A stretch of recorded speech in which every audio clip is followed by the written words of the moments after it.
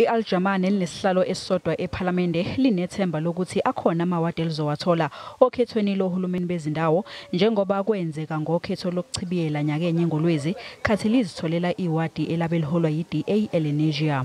Al-Jama-a is contesting 1,000 wards in 27 municipalities and in 7 provinces, compared to the previous national municipal elections in 2015, where we only contested 5 municipalities with about 50 candidates.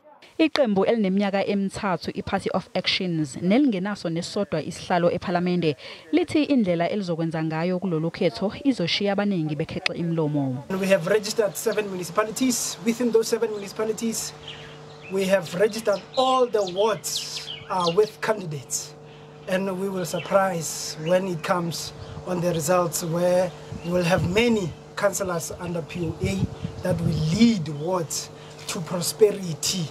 Ashley Souls oyilungu lePatriotic Alliance eligaqele esobmeya eGoli nyakenye wahlakaza isivumelwano sokusebenza ngokubambisana phakathi kwaleli qembu neANC emkhandlwini waseGoli. Iqembu lakhe elasungulwa ngo-2013 lathola amawadi amabili eDA eEldorado Park. Based on that, and because of the inroads that we are making in all the other areas, because we are not a colored party, we are a colorful party, and we are very, very, very optimistic that we are going to win this thing, and we are expecting an outright majority.